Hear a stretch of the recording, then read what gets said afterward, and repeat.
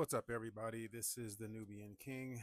I thought I would go over using the 1099-A process along with your EIN to purchase a car, truck, RV, or a boat, if you will.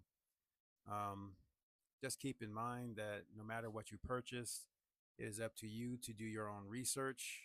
No matter what you see on TikTok, no matter how cool the video is, or whatever the case may be, it's on you to make sure that you submit this information correctly. And most importantly, it is up to you to make sure that you understand what it is that you're submitting to ensure that whatever it is that you're trying to buy is successful. All right. So, first things first, you need to do your own research, like I just said. That's up to you. You got to do that. Now, the next thing is once you go to the actual dealership and you pick out whatever it is that you want to buy, or you have an idea of what you want to buy, you let them know that, hey, you know what, I have my own financing. Okay. And so what will happen is next you'll ask to sign a buyer's agreement or a purchase agreement. All right. And then once you have that in hand, you're then going to go and put a UCC lien on the automobile, the car, the truck, the boat, the RV. All right. This is going to protect you from the dealership selling the car, truck, RV while this process plays out. Okay.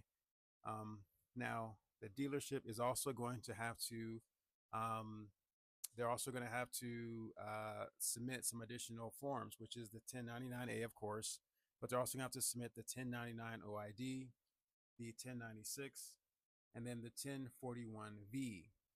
This is how the dealership gets paid, okay? This process can take up to 45 days before the dealership receives a check from the IRS. With that being said, it can take up to 45 days for you to drive off the lot with your car, truck, or RV, okay? Now, the next thing is the 1099-A form is basically a check. Okay.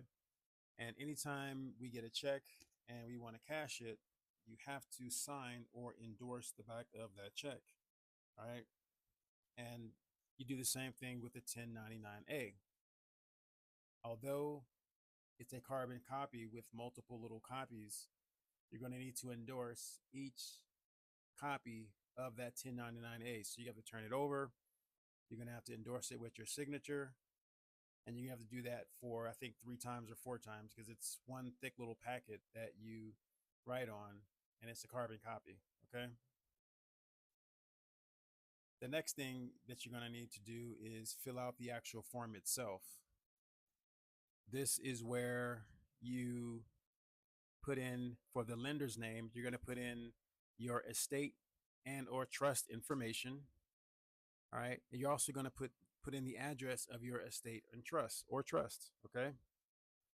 Below that, you're going to put in the estate or trust EIN number.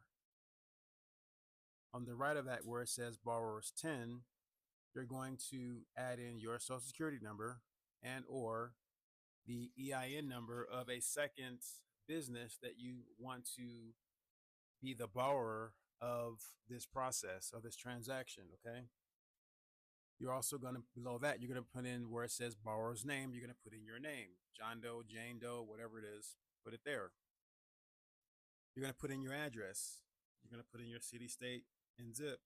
And at the bottom where it says account number, I recommend putting in the last 8 digits of the VIN number.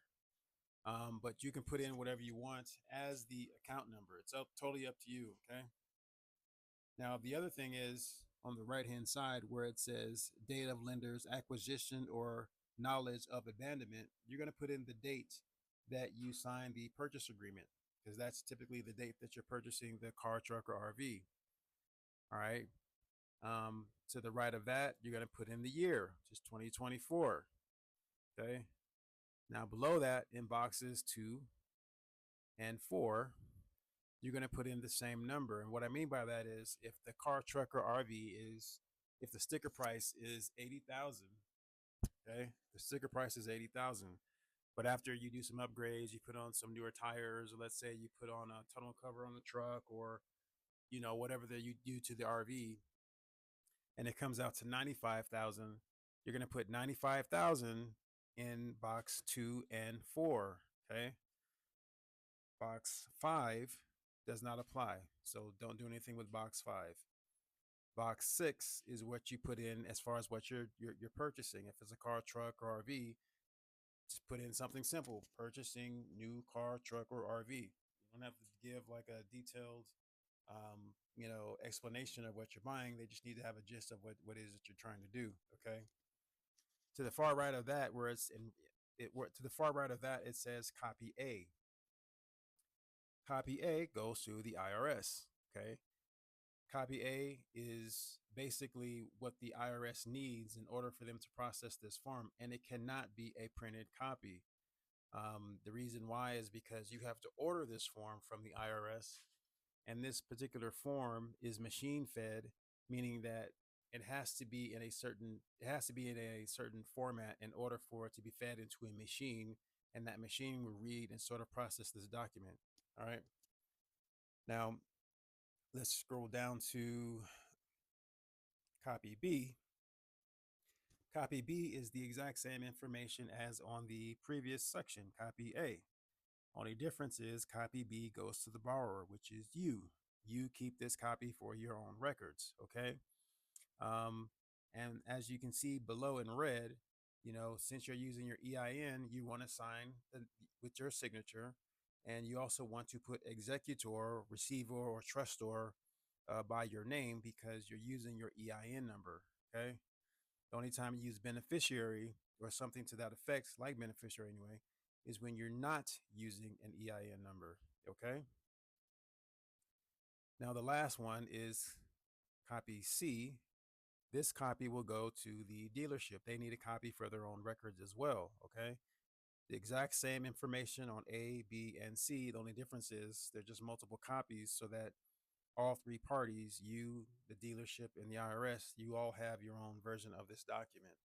And with that being said, this also ensures that no numbers are changed on the document to, let's say, if the total amount is 95,000, you don't want it to somehow say 195,000.